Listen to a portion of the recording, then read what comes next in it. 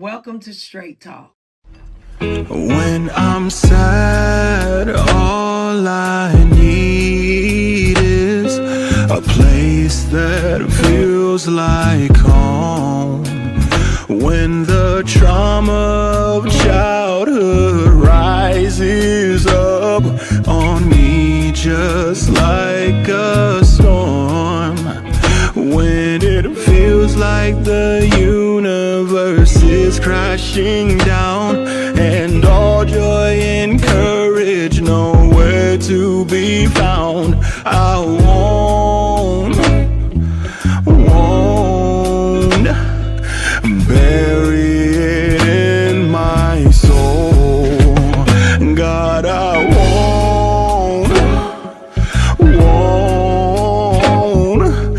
bury it in my soul.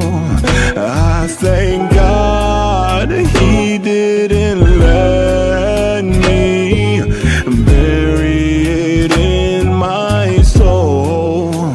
So don't you bury it in your soul. Bury it in your soul. Bury it in your soul. Bury it in your soul.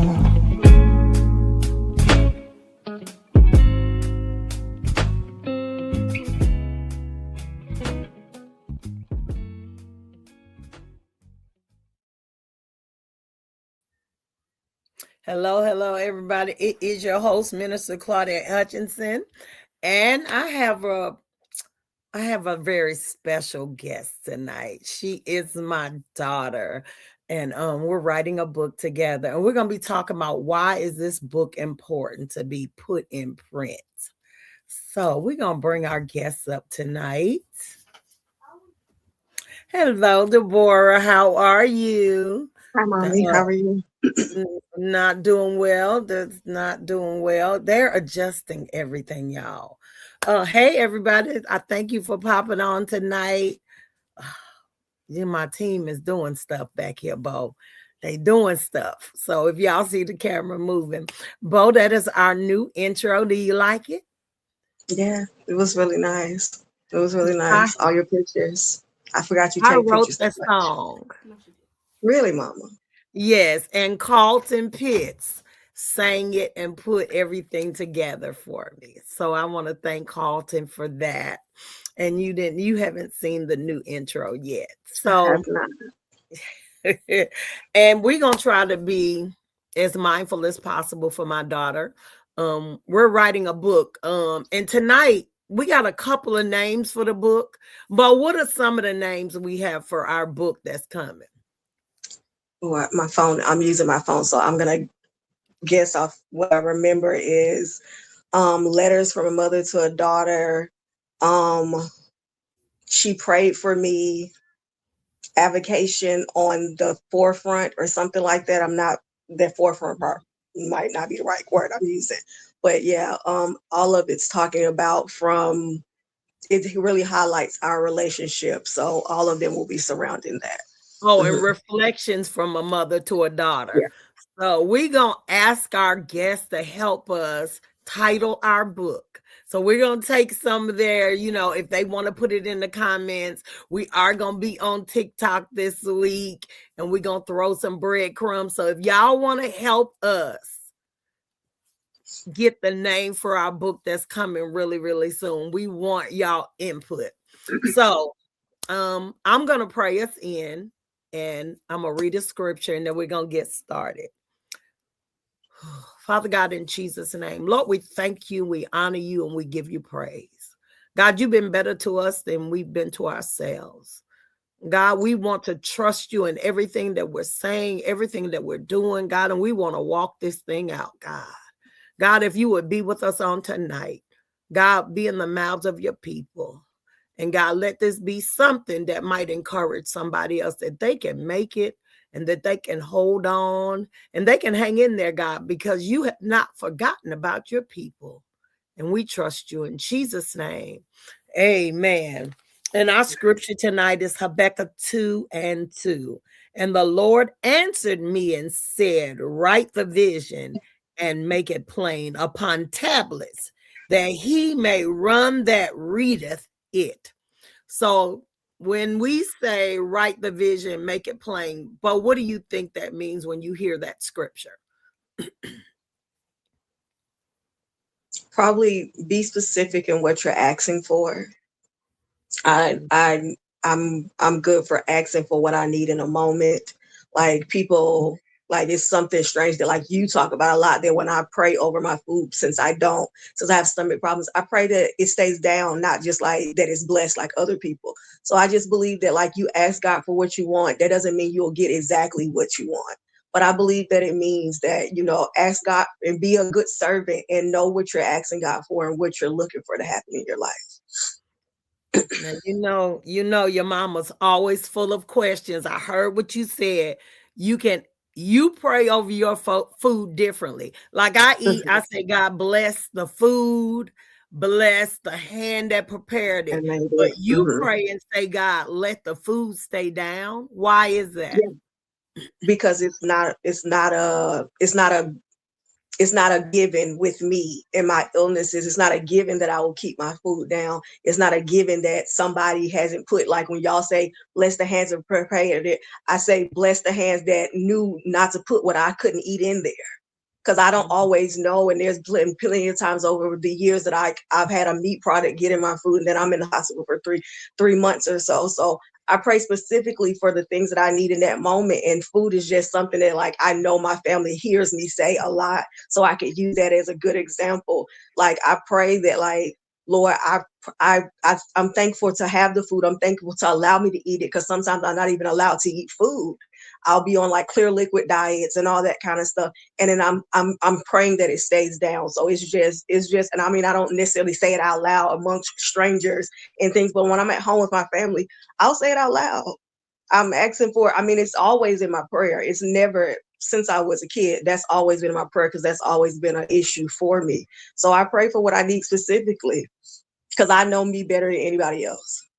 I know people wonder, why is she asking her that question? Because that's what our book is going to be about. She's been sick for 33 years. And I reminded her she has 12 different illnesses. And I reminded her the last time. And I think it's very difficult, and you correct me if it's wrong, for you to be on social media talking about being sick. Yeah, it's highly uncomfortable. I will be fully honest and transparent. It's not comfortable for me. Like over the last couple of years, I've spoken about it more, but never in detail as what we're doing now and what we did the last time I was on. Never with actual illness names like and medicines and things like that. That's never been. I can just say I have a chronic illness and I go about my business on my videos that I make on TikTok and stuff, but this is much more uncomfortable. But it hasn't be a bad thing. It just means that I'm out of my comfort zone. Tell me, because this is a big question. Why is it important that you write this book? That we write this book? Well, I know you don't like when I say this, but I do. It still hasn't changed, even though we've almost finished with the book. I agreed to this majorly because I believe your story deserved to be told. I know that it makes it, and I know you, and when you hear that, you hear my daughter is doing something she don't want to do for me, and that's not what it is. I'm not going to say that every time you want to have a conversation about that, I want to have it in that moment, but I haven't regretted saying yes, but that still has been my driving force, because I crave comfort, and my comfort is not speaking about it. So my biggest push was that I believe that the way you did it was so gracefully that it deserves to be known. People deserve to know that you kept me alive for 30 years and more and things like that. And so I think, if I go just deeper on myself, it made me realize that I stopped telling my testimony as often as I probably should. And I never not want God to get the glory in something that's happening with me. But when I was writing, so I was like, I can't remember the last time I even told this story to just a person that I knew or anything like that. So I will say that it is making me realize that I took a little bit of the voice of God from my life that I wasn't supposed to, that I'm not sure if I was supposed to or not, because it made me uncomfortable. So yeah. I was. Don't start crying already. I'm doing. Look, and I've been sick this week. My stomach has bothered me, and every time I threw up this week, all I can say is I don't know how you do this every day. I just woke up Thursday, was at the church doing some work at the church, and then I had to go to a training for some ministry work at the church. And believe 9 hours of training for 4 days, me and your sister Jazz. And that Thursday, I was feeling fine. I woke up, but then you know how I was doing stuff, and all of a sudden my mouth just started feeling watery. You know, that feeling that you have to vomit. I was like, I gotta throw up. So now I can't run, y'all, but I hustled to the bathroom to get to the restroom. And from all day Thursday, I mean, I was going to the training, got outside the training office, I was throwing up over the banister. I was like, I don't know how Bo does this. Then I was in the bathroom. I was like, my head was hurting, and just that pain in my stomach. I only had it for 2 days. And I was like, oh my God, she does this every day of her life. How do you cope on a daily basis with 12 separate illnesses? First, I'm gonna say, like, you're saying that, and a lot of people, when they experience a certain illness in their life, like people that are in my life that actually know about my illnesses, they call me and say that same thing. How do you sit here around here and do, like, so I had a friend, she had a migraine for the first time, and she was like, you sit around with a migraine for like 5 days at a time. And I was just like, yeah. She was like, I couldn't do it for 5 hours. She said, I went to the hospital. And so I just think that I always think that that's funny that people, they like call me to ask me. And to be totally honest, I don't have like a PowerPoint or bullet points that I could give you about how I do it. I just do. And I don't think and I think that people that deal with chronic illnesses and things like that, you don't actually have a choice whether you do it or not. You might have a choice whether you do it with like grace and being nice to people and not forgetting that other people are having lives, but you don't get a choice whether or not you're in pain. It's nothing I have to go through it, because if I don't, then I'm just gonna wither away and die. I don't get up and make a conscious decision that, oh, I'm gonna deal with this pain today. I'm making a conscious decision, I'm gonna deal with my pain this way. It's no matter what, I have to deal with it. I don't know how that is for other people who have had like lifelong illness and stuff. So I don't want to speak for everybody, but when people like, I don't know how you do it, I don't have any other choice but to do it. I don't have any other choice but to figure out how to still live life with doing it. Because that means that I wouldn't do half of the things I do. And there's still plenty of things I felt like I didn't get to do in life, but the small amounts of pockets of joy that I can find, I'm going to take advantage of those. So I don't actually think about it in the way that other people who don't experience it on an everyday basis think about it. I just go about it, and I learn to live in different ways than other people. I can give I guess maybe an example might be good. I have like really, it's called pasteurized abdominal spasms, and they look really, really scary, and they look like kind of like a seizure. And I like lose my balance, like everything up here, and it's just like it's attacking my nerve endings basically. I have to live a different way when those are active. Like, I live with one of my sisters, and so we have a rule in the house. The first bump, don't come. I probably drop something. I'm clumsy. That's normal. If you hear another bump right after, come see about me, because I probably fell. I don't take showers when she's not home during those certain times and things like that. I don't get up and make grand meals if I know that my spasms are really prevalent that day and stuff, like, because I can burn myself. I fell down the steps going just to take the trash out. So I just make up ways that I can stay safe, but I can also live as an adult, if that makes sense. So I just learned how to live a different way. And because I got sick so young, I experienced more years of illness than I have without. So my whole life has been this. I don't really have a whole lot of memories of not being in some form of pain or discomfort or doctors and poking and pride in medicines. I don't have a whole lot of memories of the times without that. So this is just my normal to me. It's I know it's strange to other people, but to me it's just my normal. And it's my family's normal also. Y'all, this is what the book's gonna be about. But I have to ask you a question I've never asked you before, and it's strange that I'm gonna ask you on social media. And one of your older sisters said, "Mama, sometimes I'm paralyzed with fear when you get on your podcast because I don't know what you're gonna say." We all have that. All of your children. Oh my God, We I worry. didn't know. You're so open, and we're not. I think Straight Talk was birthed to talk about things that the church probably wouldn't say. So I want to ask you a question. Have you ever thought about committing suicide? Yes. Yes. It was a very long time ago, and it wasn't in a detailed plan. And I would rather have you not have asked me that on there, because I know this is doing more harm to your heart than mine at the moment. And I feel free. You can call me tomorrow and we can have a full discussion about it. But I mean, there are a lot of things that I didn't realize. I just didn't say out loud to you. And it was a time, like I talked about, the time when I thought that I was dying and y'all weren't telling me, because I thought I was living in a movie in my head. Like I thought that I was dying, but I didn't know that y'all just didn't know what was wrong with me.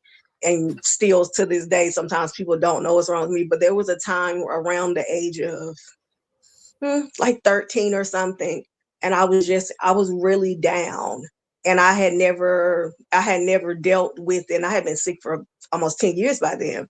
But I was really, and I felt like I felt like I was drowning. I didn't come up with a plan about how to do it or anything, but it was more so of not suicide, but just what if I wasn't here anymore? More just like if I just faded into nothingness, more so than like, oh, I want to go and actually harm myself. Like I didn't ever think to like, I'm gonna go, get some pills together, or I'm gonna, cut anything. It was never that. It was just like, if today ended and all I got was today, I would be okay with that. And I would be okay with and I feel like it would be I'm a little emotional now. I feel like it would be an easier process for the people that loved me than having to watch me go through if I just quietly just disappeared. And it wasn't I won't say it was a long months and things like that. It was just times when I was just like, I want the quietness, the stillness of not being here anymore. Yeah. I'm trying to. You okay? No. I'm sorry. I'm sorry. I guess this is not the first, because I have so many children. You are the second child that I've had that have told me they would like at one point to quietly disappear. Mm-hmm. But I think parents, especially in the generation I grew up in, when we started getting the internet and everything else, and even to the children today, I think it's not a taboo anymore for people to feel that way. And also people, we weren't in a place where nobody said that we could say that. So we wouldn't have said anything. And it wasn't like I thought you would get on me if I felt, but I knew that would make you crazier. But I think you would be watching me every second. And I never planned on doing anything to myself. But yeah, I just think that every generation has to deal with the same issues, but in different ways and ways of it. And I think that I know several of my friends, the friends that you help raise, have had moments like that. And some of them had like full out plans that I didn't have. But it's a lot of kids going around like that. And I just think that people think that, look at children and be like, they don't have no bills to pay for. All they got to do is go to school and do that. And they forget that they're little humans. And so there are a lot of, so I don't doubt that one of my siblings felt that way. In my head, I'm pretty sure I know the sibling you was talking about and stuff like that. And yeah, it's a real thing, but I never was doing it because I was angry at God or y'all or anything like that. I just wanted everything to stop. And that in my head, that was the only way that everything stopped.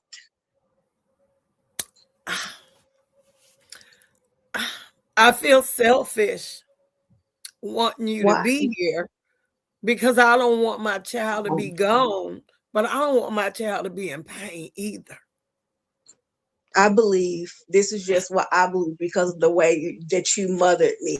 I believe that if there was a time and they had to ask me questions about if I wanted to stay here and continue to fight, especially when I was at my worst back then when I was like 86 pounds and all of that kind of thing. If I was then, I believe you would have told me that you would have let me make my choice. And I don't think that you would have tried to keep me here just because of for your feelings of it. That's never been the mother that you are. So I know I get why you feel that way, but I don't feel that you would have like dragged me through pain and terror, especially if you knew it wasn't going to ever get better. I don't believe that you would have done that. It's just not who you are on the inside. You would have had you and God had a couple conversations, but that's not who you are on the inside to drag anybody through more than what they are. Mm-mm. And I think this is the purpose for this book. There is a child or a young adult who's tired, who just wants to quietly go away. Oh my God. I wasn't expecting. I really thought you were gonna say no.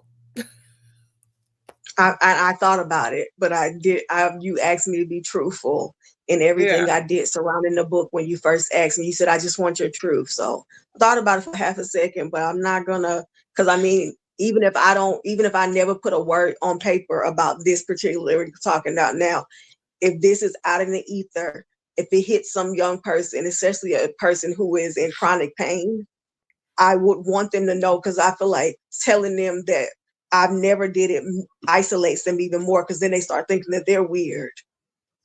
There's something wrong with them, and it's nothing wrong with them.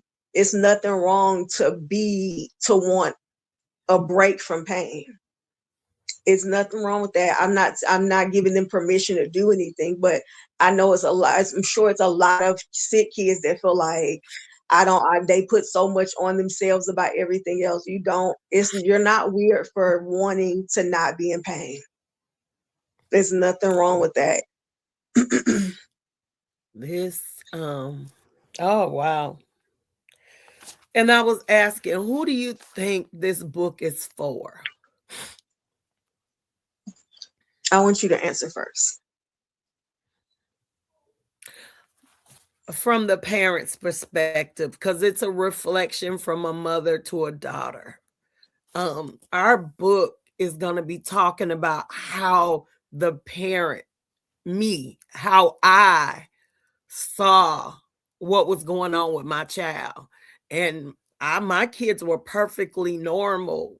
I mean, I had her at home, but she was a big baby. But now that I look back, she didn't eat a lot when she was little. All she wanted was breast milk and crackers. The breadcrumbs, now that we're writing a book, and I look back, there were signs. Her stomach always bothered her. But I wasn't knowledgeable. So for the parent that doesn't know what to do, for the parent who just wants to help their child, for the parent who just wants a break, I want a parent. It's okay to say you're tired, especially if you got a sick child.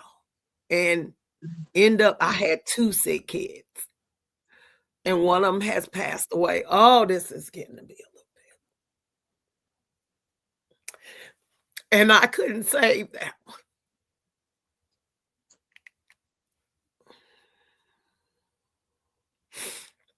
I couldn't save her, but I could save Deborah.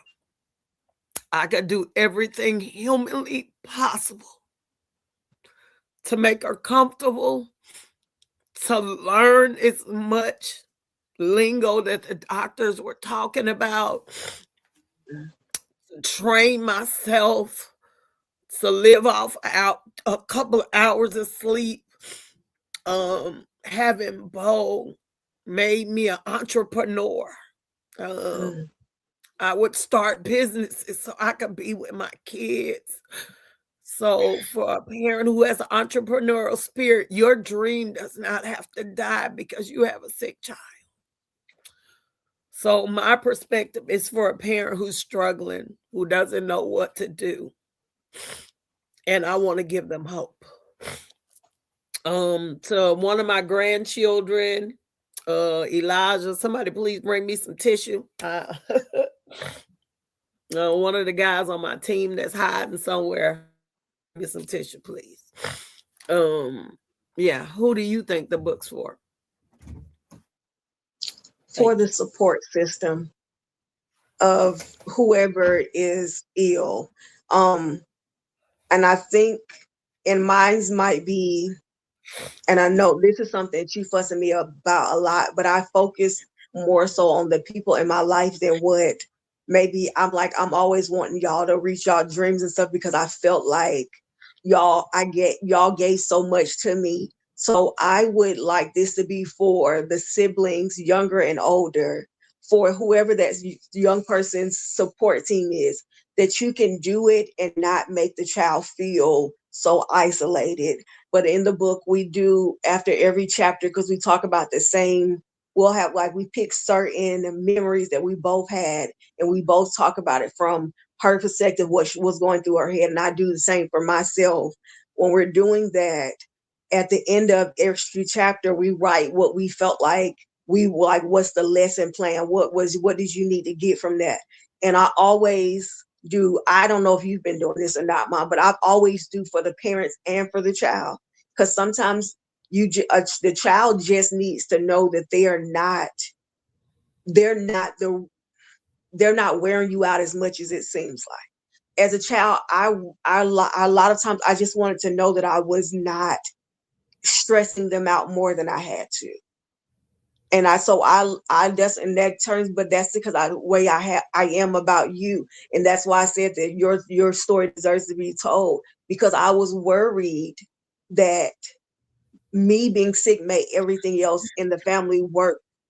Everybody had to work so much harder to get around my illness. So a lot of times, anytime I'm doing things that has to do with this particular subject, I do it because I'm worried about what my family, what they've experienced, and if I can make it at least a little bit easier. Because I believe that kids are resilient, and I believe they're resilient and they can just adapt to a situation. But you got to have the people around you that are staying calm, and that's like being knowledgeable and everything. Because back then, I couldn't have fixed anything for myself. It took you having to learn things. And then you taught me how to take care of myself in my adult age. But my main concern when I was younger, over the pain, over the medicines and the ports and the needles and everything, the tests, the surgeries, is my family okay? Are my siblings okay at home? Because mom's not there with them and she's here with me. My main concern from the very beginning was what was it doing to my family? And I know that everybody, like, I'm very much I feel what you feel if I'm too close to you type of a deal. So I know that is why I look at it that way, because I care so much about how much of a strain it's causing, and I do my best to relieve that bit of strain. That just goes back to me saying, when I say I learned how to live where I keep myself safe, because there was no way possible that somebody could be with me every minute of every day. So I learned how to make sure I was being safe when y'all couldn't be around, to make sure I was all right and stuff like that. Because I knew worrying about me. I knew it was a strain, and it's not like, oh, and when I was younger, I used to think it was a burden thing, but y'all don't think me as a burden, but you do have to have an extra layer of care when it comes to me. And I just want to always be conscious of that. That's half of the days, especially when I was younger, that was the only reason I took my medicine. I would take my medicine because I knew it would at least relieve some of the pressure on y'all. Like, if I'm sicker, then y'all have more to worry about. So on days when I was just like, I don't want none of this freaking medicine and all of this, and no, I don't want to do that and stuff. And then I would look over and be like, look at what all of them sitting in this little bitty hospital room with me with puzzles and everything else. And if I just take this medicine and stuff, I might be able to go home, and then we can all be at the house instead of everybody being cramped up in here. Like little stuff like that. And I fuss at my daddy about that now. Take your medicine for me. If you don't do it for you, take it for me. So I think I would like this to be a lot for the support system to learn how to care for the child without isolating them. Mm-hmm. I never felt like you were a burden to me. It never crossed my mind. Even when I was doing my chapters, there were some moments I had to kind of quit and write about something else. But especially when there were doctors that said, oh, she's faking.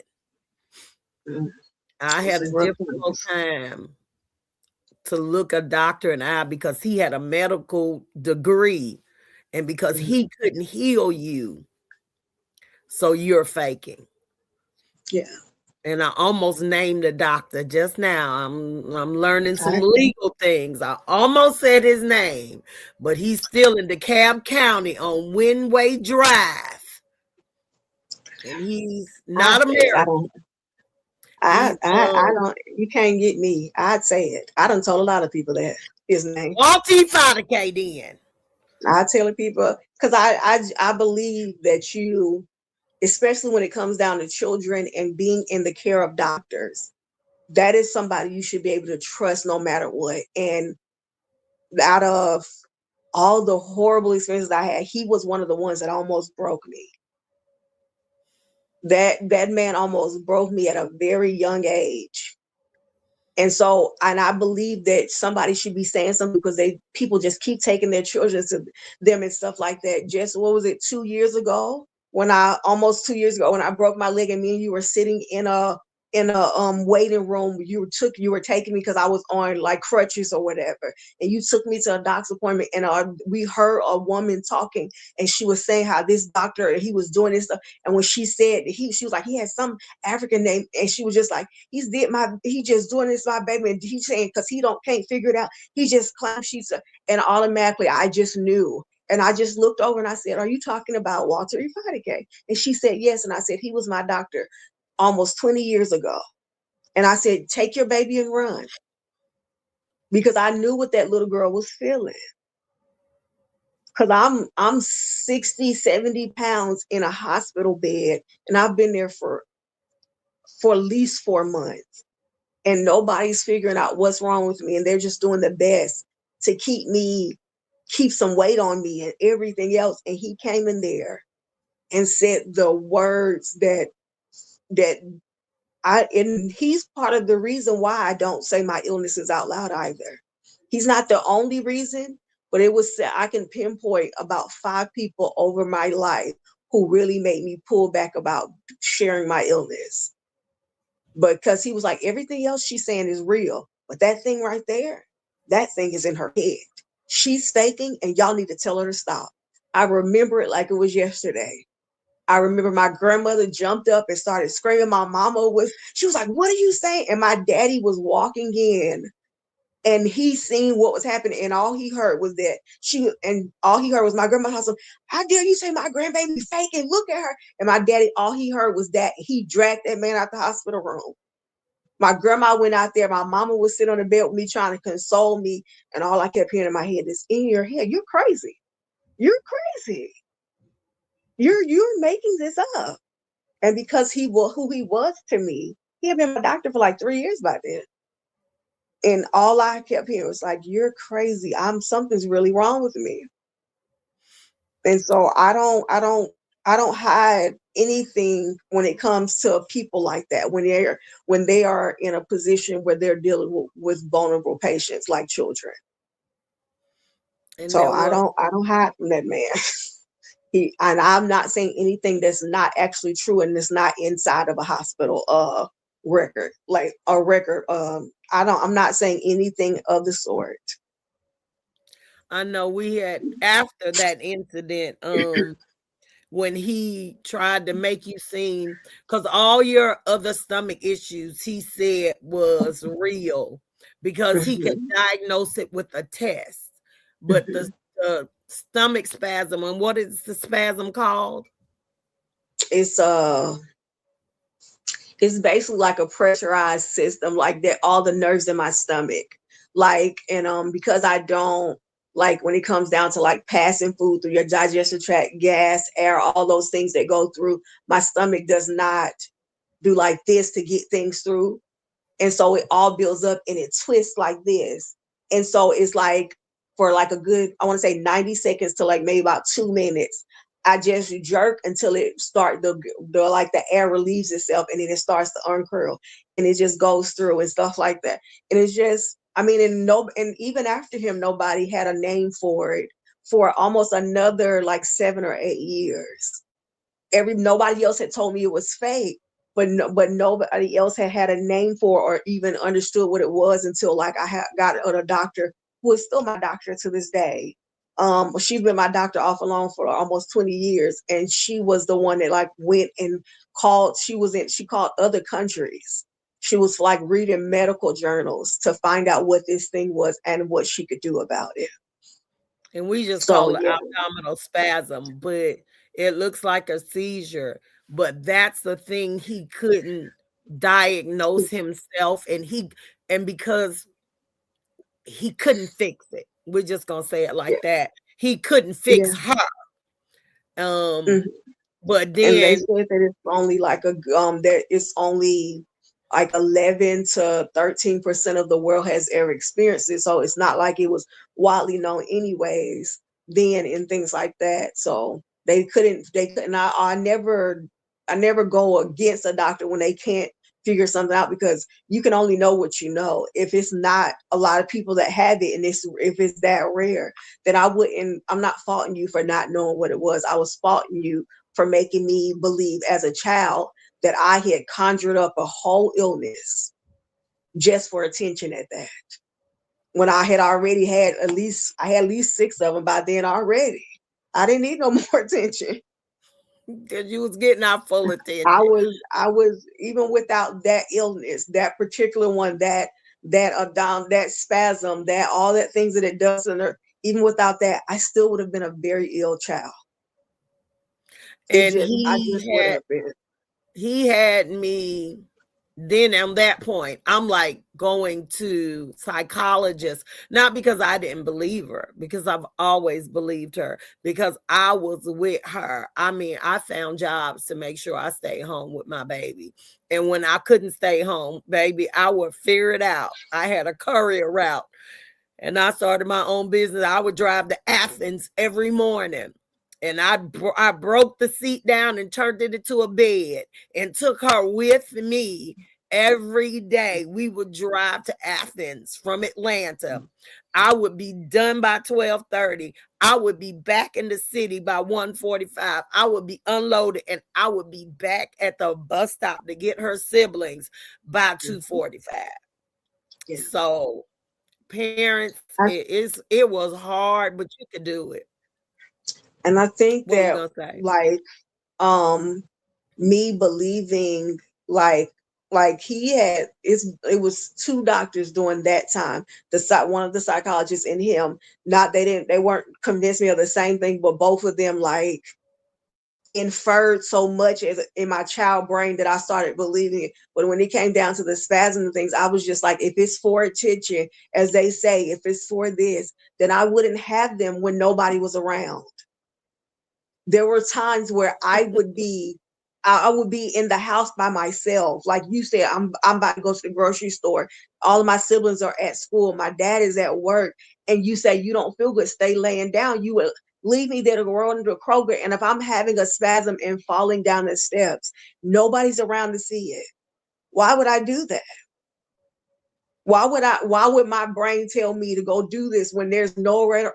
If the tree fall in the forest and nobody see, did it even make a sound? Like, why would I do that particular thing? Why would I do it around my friends who are not even going to give? They all looking at me like I'm crazy. Like, oh my God, but what's happening? They're all freaked out. Why would I do it of those times if that was the reason for it? Because I went through a rabbit hole of looking up Munchausen syndrome, Munchausen by proxy. Like, I did research because he made me question myself on something that I was certain of. And that's how I knew that he had a position of power in my life, that it made me just so confused about life and everything. I was on the altar at church, all of it. It confused me. It scared me of my own self. I was scared of my own mind for a while because I was just like, what is happening with me that I'm making this thing up? Why would I do that to myself?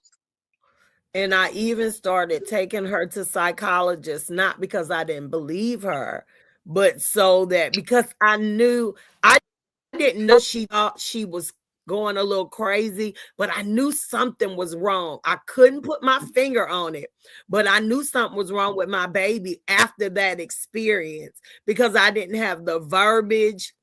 Because I was pissed at that point. And her dad was always in her life, but he was working 2 jobs, and I was single and married, y'all. Is he was off leaving at 6:30 in the morning, 7 o'clock. He ain't getting home till 11 o'clock at night. So all the children were in my care. Or thank God for a community of the House of God, 1043 and 597 Auburn Avenue. I have a community of people that helped me raise my children. I will never say that I did this on my own. Lady Embry, oh my God, Carmela, Rhonda, what's Daryl's ex? Marika.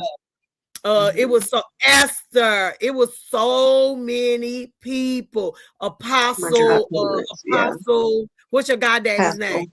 Apostle Pascal and Lady Pascal, Grandma Johnson and Papa Johnson, your grandma Cal, my mother, my sister.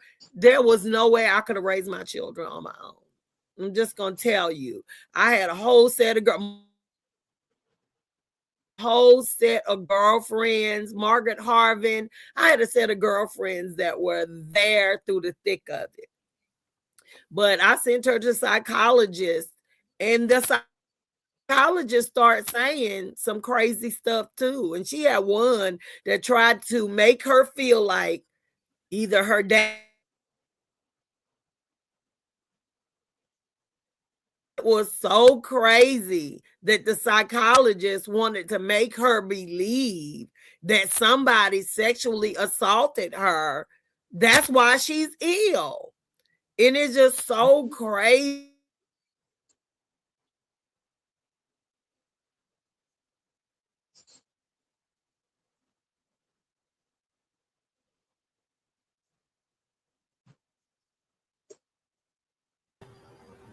Is her screen off? Is her screen off? Okay. We'll be right back. Yeah, we'll be right back.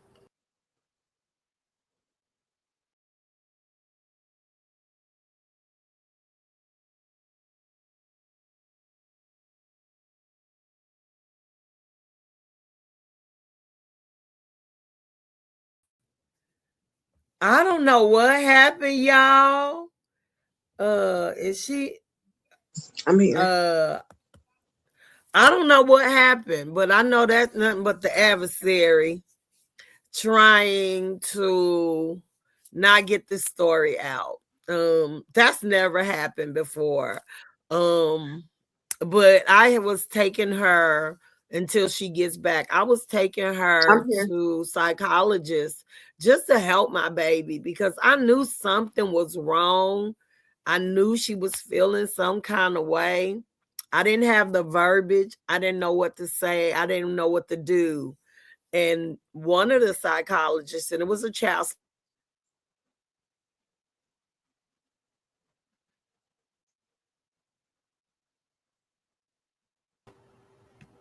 Again?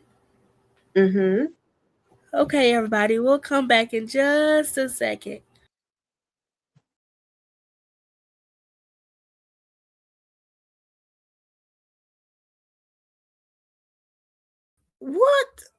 What is happening? Hi. What? And you know what? I hate to say that, but I know that was the adversary. He does not want this story out. That's crazy. That's never happened before. But I was saying, I took her to psychologists to help her feel better. But the psychologist tried to make her feel like somebody had sexually assaulted her. They tried to convince her that somebody had to have touched her because she was perfect, a kind of normal kid. And she had migraines from like the age 3. But one day everything said pow, and she just started getting sick and the illnesses started coming. So both from your perspective, what were they saying to you? And I couldn't go in the room with her when she's with the psychologist. I had to sit outside. What were you thinking? And then the first couple times, because by this time I was admitted into the hospital, and I didn't come out for like 3 to 4 months during that particular one, because we had been back and forth to the emergency room for like 2 months, and they finally was like, we're gonna keep her and figure out what's going on. And then a couple weeks into me being admitted, then a psychologist started coming by, and she would ask my mom, she was saying, do you mind like going to get a cup of coffee or something so I can have a conversation with Janice? I just want to make sure that see where her head is at, since this is so much and she hasn't never been as sick as she is now, like, and stuff like that. So I was fine with it. I'm not a shy person, but I am like really introverted. Like when I like to be by myself in my own little space and stuff. So I wasn't the biggest fan of strangers, but I just feel like, okay, it was another doctor. I talked to her, and she would come like twice a week, and she kept asking questions like, what happened the day you got sick and things like that. And just for like a little short overview, when I was 9 and it was Thanksgiving, and all of a sudden after I ate playing with my cousins and stuff, then I started getting really nauseous and I started feeling bad. I ended up vomiting and stuff, and my mom had told me to go lay down. She was like, you're probably getting a migraine. So I laid down for a little bit, got up, started vomiting again, and it just got really bad. My mom was like, we're about to pack up, and we all went home. From that point on, I didn't keep any food down for more than like 2 to 3 hours at a time and things like that. So once I got there and they started finding certain things, smaller things, and build on trying to figure, the way she explained it to me, that I was probably always going to become sick. Like I would get the same illnesses, but because they came out on so aggressively at such a succession rate, that it had to be something psychological that triggered them to start all right there. Because I will say it was back to back, like the GI problems, then the rheumatoid arthritis, the fibromyalgia, all of them kind of started boom, boom, booming between the ages of 9 to like 14. I had got like 5 or 6 diagnoses all between those few years.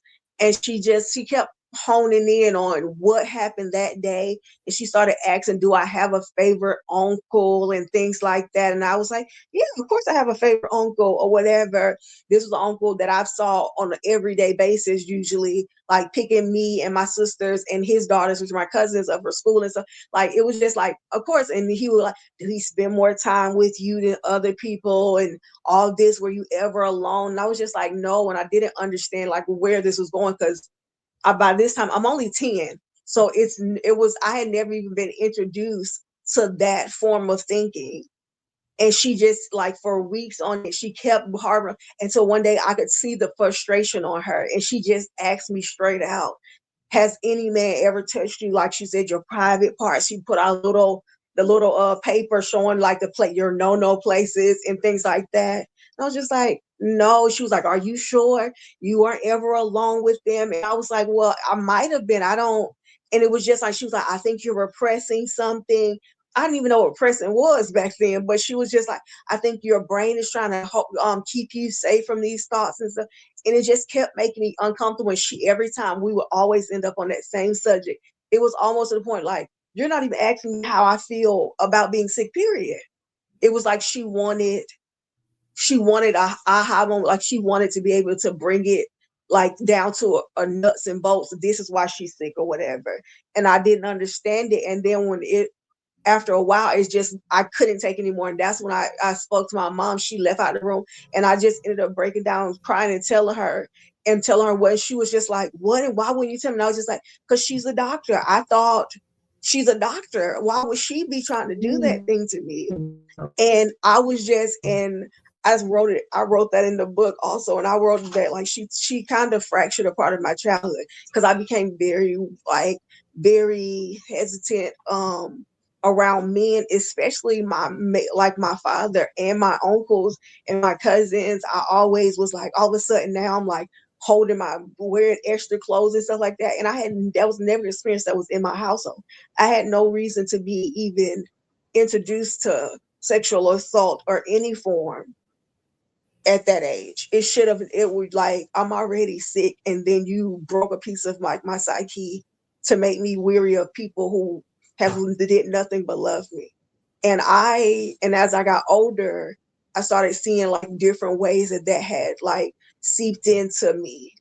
Like and after my mom had a conversation, I think I might have saw her one time after that. And she tried to apologize and say that I misunderstood her, but I didn't. I know what she was saying.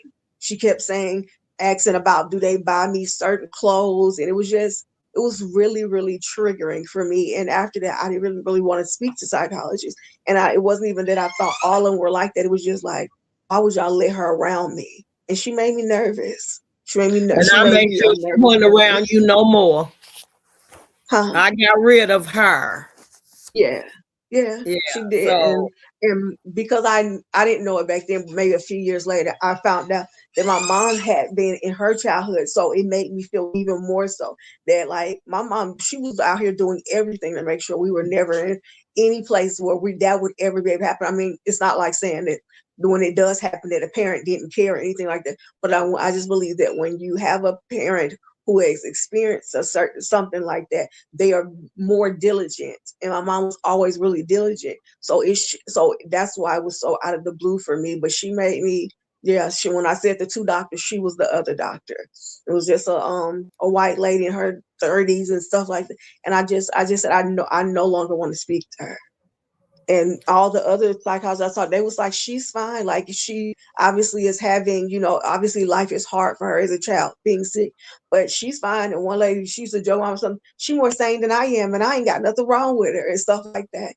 And so it just, it was a problem for me, and it made me weary of men and all these kind of things, weary of men at the church, everything. It was just, it really did. It fractured a piece of my innocence, like my childhood was like ripped open, and all of a sudden I had to have these thoughts because she was like giving full on, well, did he do it like this and all the, and I was just like, people do that stuff? I didn't know that was a thing even that men did. So that was a rough go of it, and it was so early on in my illnesses that I didn't even have enough spiritual background to even like know what to pray for in certain times when that kind of stuff happened. Yeah. Well, we gave y'all this is kind of like a breadcrumb situation. We don't want to give the book away, but we want you to know what the book, give you a good taste of why we want to write the book. And when I won the $12,000 scholarship, I wanted to share the $12,000 scholarship of writing a book with somebody.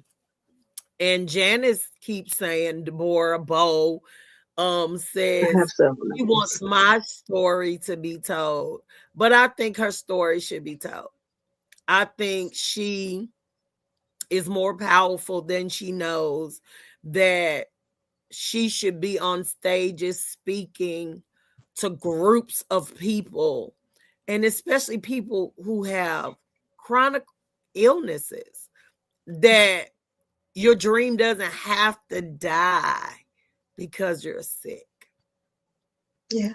And that's a lot in the book about the, I talk, especially when I became like around my teenage years, and how every time it was a no and it was tied, every time a door closed or not an opportunity wasn't get, and it was tied some form to my illness, I very much did believe that like I wasn't good enough and that it was always going to be like this. And for a long time, and even sometimes I catch myself now, my best friends, we're living for right now, because for a long time I used to live with when I'm healed, when I'm better, when I don't have to do this.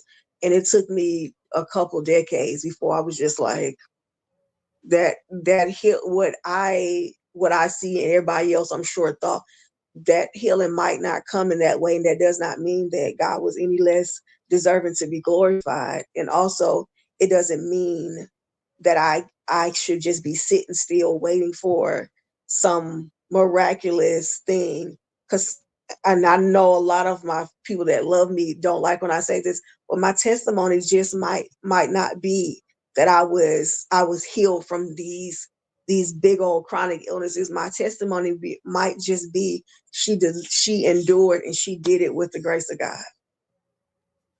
And I'm okay with that. I'm okay if I live with the beatitudes of long suffering, but she did it right. I didn't curse God. I didn't die. I didn't try to run from it. I accept that not everybody could have this testimony. And I had to, and I also, like I used to say all the time, why me? And then one day, I promise you, it was quiet. And all I heard was, and why not you? And I said, oh my Jesus, who said that?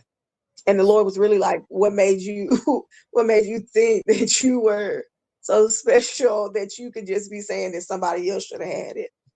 And I joke a lot with my mom and all of my family about, like, you could have spread them illnesses out, all them children and stuff like that. But like, you could have gave everybody one, because right at the beginning of birth, could have just handed out whichever one you want to throw at them or whatever. But I know that, I now know that this was my journey, and I don't curse God about it. I do have my times when I'm like, I'm struggling and I don't want to talk about it, or I just need to vent and not feel like I'm complaining. Because sometimes I feel like other people have it way worse than me. And my mom and my best friend, who are really kind of the same person some kind of way. It's weird. Anywho, but they both tell me that, like, you don't like devalue what you're going through. You don't downgrade your experience just because somebody else has a different struggle. And it took me a while to learn that, like, yeah, some people have something that might, take them out tomorrow and things like that. But that does not mean me going through all that I'm going through does not mean that they, like, that is worse. Like, I always feel like it's somebody worse. And yes, that you can be grateful in those times, but you can also be like, I'm experiencing something that really, really sucks. And I don't have to devalue my pain or act like I'm not in pain just because I know somebody else is going through something that's different. So yeah. Bo, I tried to promise you 30 minutes and that didn't work. And I didn't expect it to. I know who you are on the inside. But I love you. I'm good today. You don't feel good today. But we're gonna let you go. We're gonna try to schedule something, do a couple of videos so we can leave some breadcrumbs about the book. Because we're We We'll on the make a last post 3 on your chapters. Facebook. Yeah, we'll make a post on your Facebook, and Yeah, we can we're put like four of the different names, and then we can make a poll, and everybody can to vote in, since you want to do it that way. So I'll get that set up for you to make a poll on your Facebook so you can do it. so we can choose. You guys can help us choose the name of our book. We want y'all to be involved in the journey. We've been putting a little sprinkles, but we need to go a little hard and heavy now, because the book's coming. It's coming. It's been a long journey, but we're getting to the end. We're on the last 3 chapters. I think I got 1.5 left to go, so I got to type them up. And we do want to say to Janelle Villiards, who is our publisher, our coach, and we love her, and she has walked us through, been editing the book. She been doing everything, y'all. So if you got a book in you, just reach out to me and Bo, and we'll send you her name, number, way you can contact her. I love you. Thank y'all for popping on tonight. You could be anywhere else on a Saturday night, but you came to hang out with the Straight Talk family. Thank you to my team. Thank you to my family for all of your support. I could not do all the things I do without you guys. So I don't think I said enough. So we want to say good night. Y'all have amazing service on tomorrow. Good night, everybody. Everybody.